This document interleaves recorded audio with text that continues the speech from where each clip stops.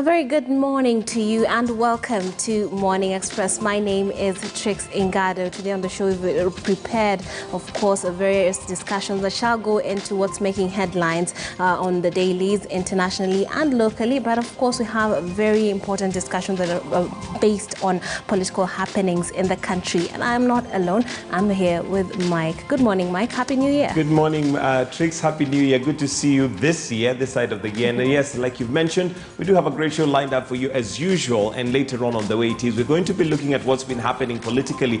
Of course, it's been a very active political weekend, so to speak, given the remarks that were made at Musalia Mudavadi's mother's funeral by the president, and that has orchestrated a debate, and we're going to be discussing that. Of course, you're welcome to participate. The hashtag is KTN Morning Express, and you can also reach Trix at Trix and reach me at Michael G. Gitonga. Would like to hear what your take is on what's been happening politically, and we'll be getting into that. But first, we start off with looking at what's making headlines on the dailies. Absolutely. Now, before we get into the local dailies, let's take a look at what's making headlines internationally and see what you need to be all caught up on in terms of the headlines, and just get a snippet of what is happening around the world. We start off with the Daily Monitor. This morning, we're told how boxers have been sucked into the dirty game, and the dirty game being the political happenings or mishappenings in Uganda. They're pictured there is the head of the opposition, Bobi Wine, and then under that we have US troubled at Uganda's closing civic space, and we have seen the bloody politics that has been taking center stage in that country. And of course the United States is concerned, curious how concerned they are, or how they are concerned, because they have been facing similar fallouts in the country, given the raid that happened in Capitol Hill. So take a look at that and see the political dynamics both locally in Uganda and internationally. Let's move on to The Citizen. This is a paper from, or rather a website that is based in Tanzania. We're told why Chadema hasn't filed a case at the ICC. They had a lot of misgivings following the recent polls that happened, and of course another case of seemingly closing civic space. Take a look at that and see what's making headlines. There's more on TMA warning of 5 days of severe weather in several regions, and if you are in that part of the region, then you need to be keeping a close eye on that. You might be affected. They're also giving us a tally of the coronavirus infections. Uganda has come up to 37,554. Rwanda is at 9,461. Tanzania's tally is still at 509 since April last year. And Kenya is at an incredible 98,271. More details on what's happening in Tanzania, check out The Citizen. Let's move on to Rwanda today. I believe we're told stock markets defies a COVID-19 pandemic to remain resilient. Very interesting. And of course, going against the current right there, because we do know that in various parts of the country, COVID-19 has not borne well for stock markets and business in general. Then we're told about girls being barred, girls bearing the brunt of the coronavirus. Early pregnancies are being reported in Rwanda, and this seems to be a regional problem, because this is something that was reported in Kenya as well. Take a look at that and see how different that is from our own situation here in the country. Let's take a look at the CNN and see what's making headlines internationally. And on the world page, far from the usual politics, here we're told about Canadians calling out leaders for breaking their own COVID-19 rules. Double standards being reported right there. And then human remains being pulled out of the Indonesian Sriwijaya air crash site. This is a recent tragedy that happened. And then power outage plunges Pakistan into darkness, and how China is hoping to use vaccine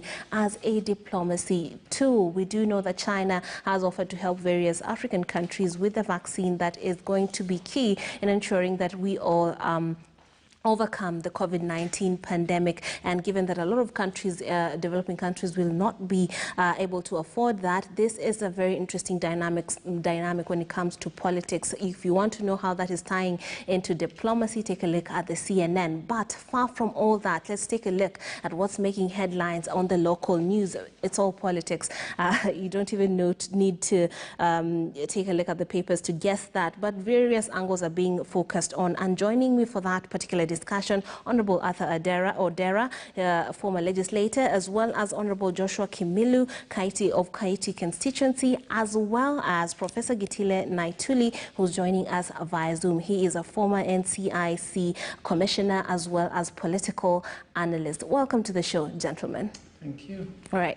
Now, let's take a look at the Standard this morning, see what's making headlines. The headline reads, Uhuru DP clash. Now, they're telling us that the battle lines have been drawn. In the past, it was Ruto's allies who took the battle to the Jubilee's top leadership. But yesterday, it was the DP who tackled the president head-on over his Saturday remarks, completing their fallout. Then Uhuru's allies, of course, hit back. Now, I'll read some of the quotes that this article is being based on. We have here Uhuru Kenyatta saying, if that is the dynasty narrative, is the thinking or logic, then I can also stand and say that it is only two communities and maybe that have ruled Kenya, and maybe it is time to give others the opportunity to rule. Kenya has many communities, and of course the DP hits back by saying we cannot degenerate from where we are. When we supported President Uhuru Kenyatta, it was not because of his tribe, but his agenda and programs that promise to transform this nation. And note that they're using the past tense, when we supported. Honorable Odera, what is your take? I think the lava has finally come to the surface. This is something we've been expecting for a long time. It's been bubbling underneath. And I think that one thing that's going to happen, the arguments are going to be made more forthrightly now. The argument in the past has been, the president has been saying, wait, let's not do politics. I'm focused on the Big Four agenda. Right. Stop the campaigns. But now the president has said, wait a minute, you're saying that it's hustler versus dynasty? What if we said that other tribes deserve to lead this nation? However, then it will rule out the DP. Absolutely. Yes. My feeling is that the president is the head of government, he is the head of state, he is the symbol of national unity. In his own words, he is not competing for power anymore. However, the president spoke almost like a political competitor during the funeral. Indeed. The arguments by the Kang'ata team are arguments of people who are in political competition, who are in the quest for power, and therefore they will prefer arguments that favor them. The president, being the head of state, the head of government, being the symbol of national unity, being someone who is not in political competition anymore, or that is what he said anyway, he should not speak like a political competitor. The president should reassure the country about peace. The president should be telling us about the economy. The president should be telling us about the vaccine that we are all expecting to come and save lives. He should be telling us about this bubbling problem of the doctors and the clinical officers and the nurses going on strike. But the president spoke as if he was a political competitor. What the president has done is to reveal that he has a vested interest in 2022. And if you noticed what went on yesterday, even beginning Saturday evening and yesterday, it was all now Kang'ata eating that. Indeed. It was fodder for Kang'ata. Yes. And I completely want to say that the president needs to speak as a statesman. Okay. A respected statesman who is leaving power and is happy to let democracy take its course. Okay. Honorable Kimilu, what's your take? Okay, thank you very much. My view is that as Kenyans, because President is a Kenyan and is the head of the state, but he has the right of speech. And everyone in this country has the right of speech. And the President is talking of only two tribes. I think he went too political rather than being the President of the country, being a symbolic or as the president of this country. But I think on the Kang'ata, other side of the Kang'ata, if they're talking of our president talking of two tribes, why are they talking of dynasty versus Asala? I remember 2013, Ruto supported Uhuru. And he's saying that he supported Uhuru because he's not a Kikuyu. But let him remember that He's saying it's time for Asala. 2013, when he was supporting Uhuru, by that time, did he think of Asalas? Yeah. 2017, he supported Uhuru. Did he think of Asala? So we need to do away with this narrative of Asala, past dynasty, tribes. This tribe, if this tribe took the presence of this time, the other tribe took the presence of this time. I don't think that is a discussion as Kenyans we need to take it on. Okay. So I think we need to become sober in this country. Politicians are causing anxiety in this country. Yes. And we need to chill down. Okay. Professor Naituli, what say you about these battle lines that have been drawn seemingly between the president and his deputy? First, I want to say that the Kenyans need to relax. I think they need to talk with some happiness. I think I saw some degree of anger and some degree of incitement in that meeting when the president was being advised to take the rungu. The president unfortunately took the bait because he said, ukiona simba imenyesewa usifikiri ni paka. I think the president, he is the president of the republic. He is the symbol of our national unity. And therefore, when Tuoli or Malala talks like that, his job is to tell them, look, we have laws, and we are going to follow those laws. The president has a right, like any other Kenyans, I guess, also to take suggestion. And I agree with the first speaker that we need to be sober as a country because we don't elect tribes. We elect individuals based on the agenda. We remember what Martin Luther King said when his movement to liberate Black America was in trouble. He said his dream was to see a country where you are judged by the content of your character, but not the color of your skin. We also want to see a Kenya where I'm judged by content of character, but not the tribe where I came from. So I think probably the president got a little emotional there to say that there's two tribes which has ruled Kenya. Tribes don't rule anyone. Yes. It's individuals who rule. So I think also the conversation why I'm saying we need to relax as a people is the dynasty conversation and the Hasola conversation. We need to understand these are politicians looking to settle themselves. So we need to transcend their emotions and ask, what is your content? What are you offering us? Because you can't tell us this and that.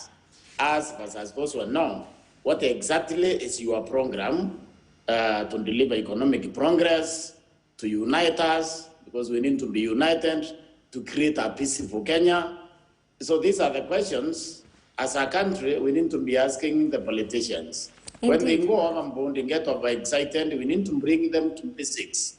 We need to bring them to the economic programs, to their peace program, to the Unit of Kenya program. How do you plan to bring us together? How do you plan to grow this country? Don't give us slogans. Okay, Professor, we will pause that discussion because we, in the second part of this hour, shall be digging deeper into that and including the pushback from Honorable Martha Karua, who made a strong statement saying that we might be slipping back into old habits that are not very good, including the politics of tribes as opposed to what Professor is saying, the politics of issues and what you can offer to the people as opposed to just tribal, sentiments. And far from that, the story that refuses to die is on the front page of the Standard. We're told about, I have a sentiment from Honorable Kang'ata, who says, I have no regrets.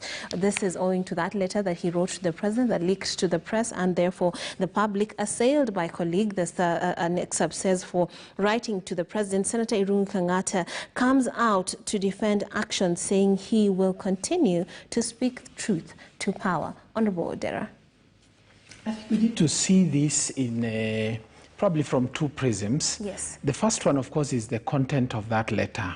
It's now not in doubt that he authored the letter. He has come out and said he did it, and he stands by the sentiments he expressed in that letter.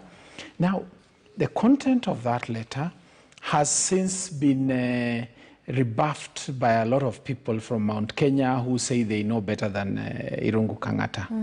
But generally, when you feel from conversations and anecdotes, it seems there is a lot of truth in what Irungu Kang'ata says. And the other part of that argument is, what is Irungu Kang'ata trying to do? Yes. Because when you think about the modes and the media of communication at his disposal, in terms of reaching the president and passing his point across, he chose a medium that was open to abuse, if you like, was open to exposure, if you like. In the process, I am sure the president feels embarrassed. Because if you want to communicate to the president, there's a way in which you do it that bestows respect, that bestows a level of confidentiality, and can elicit the kind of response that you're looking for, assuming that's the kind of response he was looking for. But I think that Irungu Kang'ata is building himself. He's offering an alternative voice for the Mount Kenya region. He's offering a view that he knows to be popular, especially in Murang'a, where he comes from. He is essentially saying, look, if there are any failures in this government, I don't want to be part of it. Okay. I have an alternative view. I have an alternative approach. I'd rather go with the people rather than try to take the people where probably the president wants to take them. Right, and we've had those who are not happy with how he has handled this, being very outspoken about this particular letter, and perhaps that is what is making him come out to say he has no regret. We had Amos Kimunya saying that this is amateurism, and then we have CS Peter Munya saying, really going out and saying that this is no way to handle things. Honorable Kimeli, what do you make of this, and do you think we should still be reading about this letter?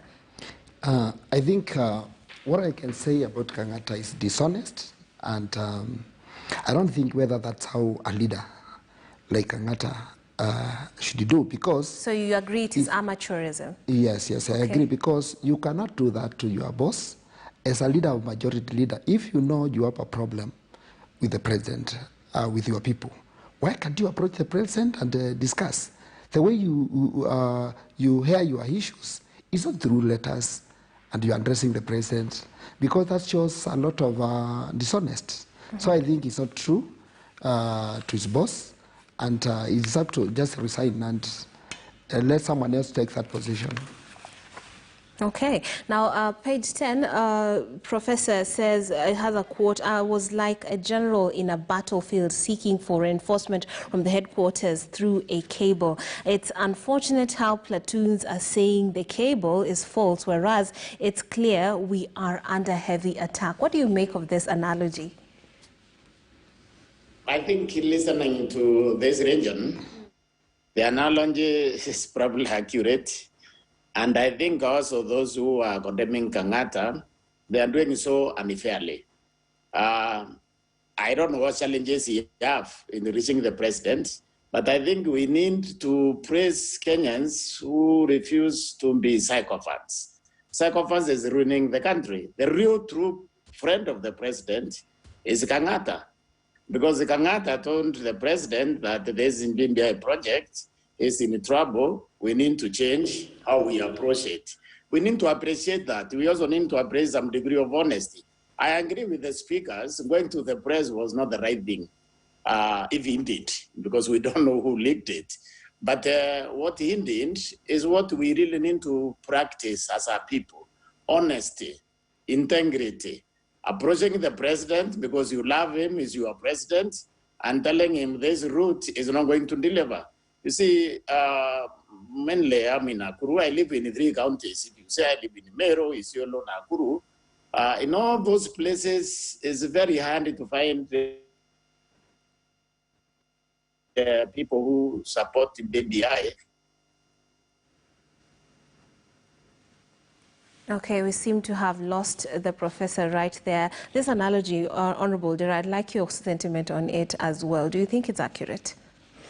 I think yes, certainly. I mean, you know, the battle analogy seems to be true. I mean, it was expected, of course, that those who support the Kieleweke side of the Kenyan politics would go out and market the Tanga, I mean, to market the BBI, yes, the BBI process. However, to be fair also to both Kang'ata, to both sides of the argument, the BBI process still has several months to go.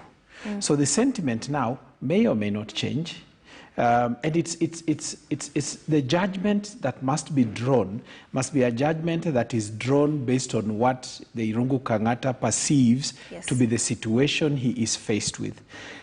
The only contention somebody can have, in my view, is why choose a letter that leaked to the media, that seems to have been deliberately leaked to media, that brings in the intention at the personal level of trying to build himself. Right. But in terms of seeking reinforcement, telling the president this early in time that things are not going very well, I would commend him if I was the president. Okay.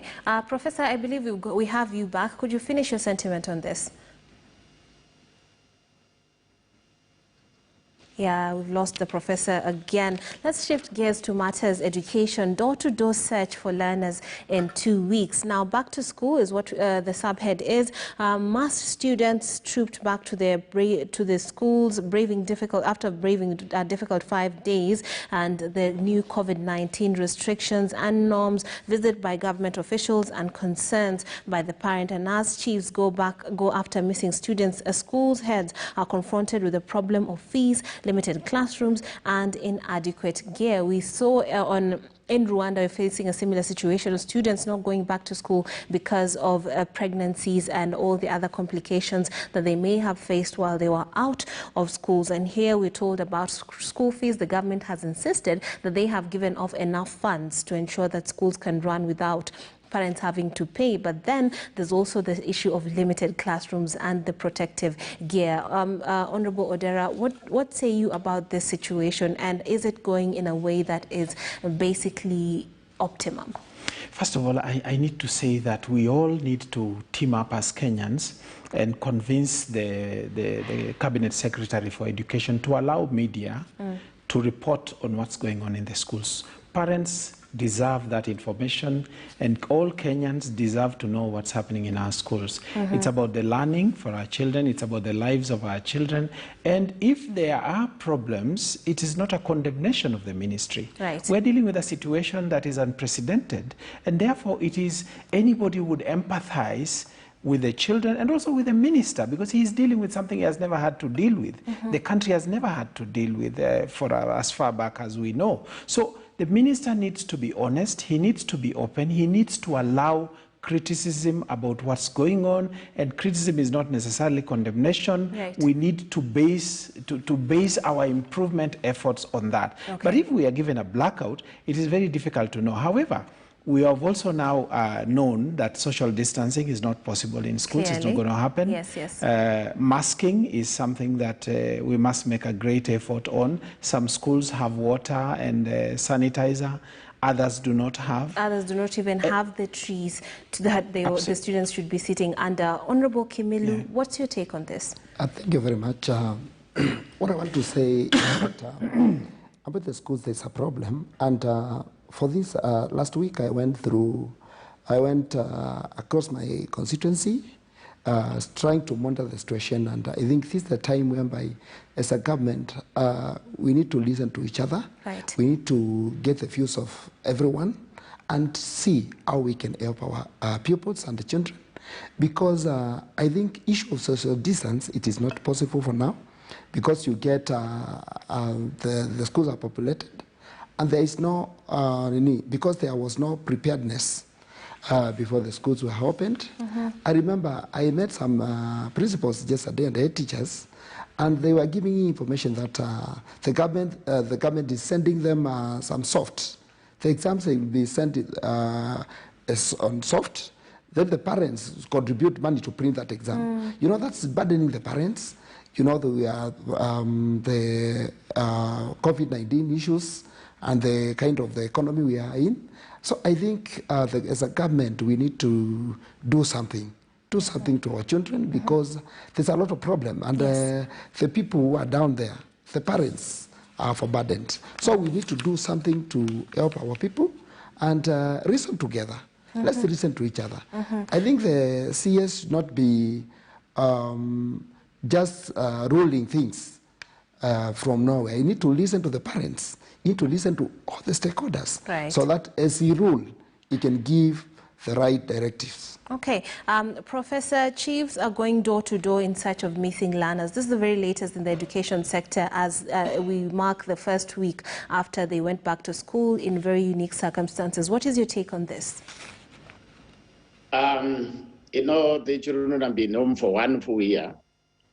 I guess that's a good effort on the side of government to make sure the learners come to school. But as a people, I think we have a problem with predicting challenges and then proactively working to meet those challenges and mitigate them. A whole year, we should have started planning on creating space in schools for social distancing for our children, because we knew that the only way to fight COVID. We should have planned how to add teachers in the schools. We needed to invest, to set aside money for investments. So what is happening here is that we have talked through 1 year, did no planning, did no attempt to predict challenges, and therefore we find now we are in the middle of a problem. Because it is a problem, that's why you see our children under the trees and all that. And you know there is dangers associated with the children being under the tree. If it rains, and there is lightning, and sometimes there can be dry lightning without the rain, it actually means that we're risking the lives of the children. Fortunately, so far, nothing has happened. So it's not very clever to actually put the children under the trees. It's a very risky affair. Now, problem for that is our failure to be proactive, to plan quietly, to plan nicely. We seem to all become politicians, populists. We all want to be admired by either very strong statement we make, but working quietly and delivering success without worrying who gets the credit. We don't seem to be schooled and cultured into that kind of behavior, and this is why we are now facing challenges, and these challenges will increase. The other dimension is the entire economic challenges. It appears that the economy has really tremendously slowed down compared to where Kibaki left it. So there is little money actually for investment, but with good planning, the little money that is there and the proper prioritizing, it means that little money can be put in health and education, because these are the key pillars for society. So we have challenges, and the best thing we can do is also for our government to accept these challenges as real, so that they can sit down. We have given them authority of our lives and how we live, so they can sit down and plan the little which is there for us and how it is going to be used.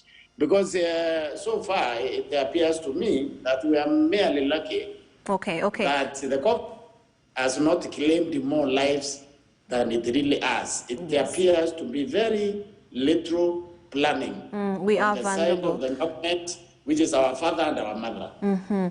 Now, thank you very much for those sentiments, and thank you to all our guests for bringing perspective to the stories that are making headlines this morning and still to come. We are having we had sentiments coming out of politicians at the burial ceremony of Mahana Mudavadi, who came out, many of them came out guns blazing and made their voices heard on various things, and a lot of tribal politics came to the fore. So we shall be dissecting those sentiments, what that means to for the future of this country, politically speaking. Stay tuned to Morning Express.